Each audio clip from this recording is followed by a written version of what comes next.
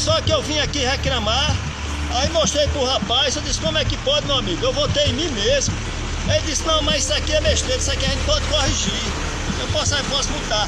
E aí ele botou 2 votos pra mim na minha sessão. Mas a sessão não fechada no domingo?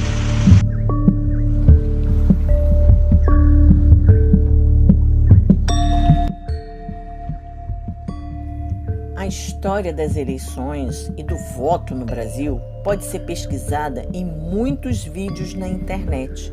Porém, alguns detalhes não são percebidos, como a aparência das urnas e o título de eleitor sem foto.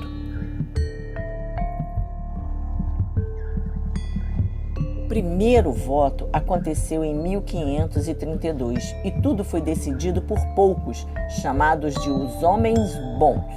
Bem, desde então, podemos dizer assim, tudo que se refere às eleições é decidido pelos homens que querem que a gente acredite serem bons. Assim, a urna eletrônica foi a escolha de poucos imposta para muitos. Inúmeros argumentos foram utilizados, mas o principal foi a economia de tempo e dinheiro para divulgar os vencedores de 4 longos anos de mandato. O poder sobre as urnas saiu das mãos dos militares e foi parar nas mãos dos homens de capa preta. E desde então, nada mudou para o eleitor comum. A urna continua cercada de mistério. E isso fica ainda mais claro quando decidimos observar outros países. Na França, por exemplo, a urna é totalmente transparente. Sobre uma mesa, há papéis com os nomes dos candidatos. O eleitor tem de pegar alguns papéis para que os mesários não saibam em quem ele votou. Daí, vai para a cabine, escolhe um, coloca em um envelope e deposita na urna. No vizinho Chile, o sistema é parecido, mas há urnas para diferentes cargos a fim de facilitar a contagem. O mesmo para a República Dominicana e até a socialista Bolívia. A nossa urna, antes da atual, era de lona marrom. Ninguém podia ver o interior. As suspeitas eram tantas que muitos afirmavam que as urnas chegavam grávidas de votos nas sessões eleitorais. A operação também era bastante dificultada. Em uma mesma cédula, o eleitor tinha de escrever os nomes de candidatos de diferentes cargos. Isso obrigava, na apuração, os escrutinadores a separar os votos em bolinhos de cédulas para a contagem.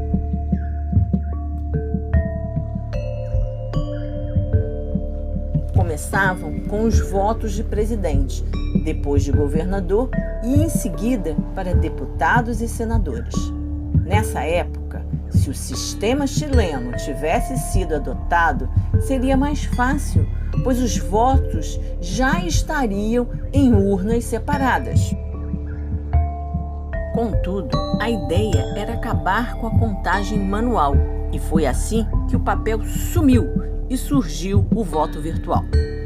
Como o voto virou fantasma, a velha assombração da fraude voltou a perturbar e a trazer amargas lembranças do passado, como o caso Proconsult, o maior escândalo da história das eleições. Sobre uma possibilidade de fraude não se refere aos juízes, né? Se refere a este submundo que passou a se mover em função desta confusão que se criou aqui, porque nós temos indícios muito concretos a esse respeito. Essa tentativa de fraude eleitoral envolveu o jornal o Globo e a TV Globo e a Justiça Eleitoral. Como nas eleições americanas, nesse caso da Proconsult e em outros no Brasil, o problema sempre começa quando há uma paralisação e, de repente, aparece uma avalanche de votos para determinado candidato. No passado, falavam em urna grávida. Hoje, a novidade é o ovo de Páscoa.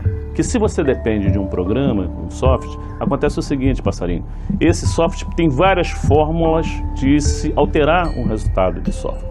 de software. Existe inclusive em informática, quem entende da área sabe, o que as pessoas chamam de ovo de Páscoa. É um programa dentro do programa que é executado, faz a função dele e se apaga na hora que sai o resultado final. Ou seja, pode ter um programa subrepetício lá dentro da máquina que o eleitor, ninguém entende como é que funciona. O eleitor comum que eu estou falando não entende como é que funciona aquilo. Esse programa pode desviar votos do candidato A para o candidato B. Isso é uma coisa gravíssima, perigosíssima. As reações às denúncias são desproporcionais e semelhantes à época da ditadura. Quem ousa questionar o processo eleitoral tem a sua liberdade ameaçada, justamente por aqueles que são designados para fazer valer a liberdade de expressão, conforme está escrito na Constituição. Em 2014, o programa De Noite do SBT, com Danilo Gentili, entrevistou o professor da Unicamp, especialista em segurança computacional, que apontou falhas.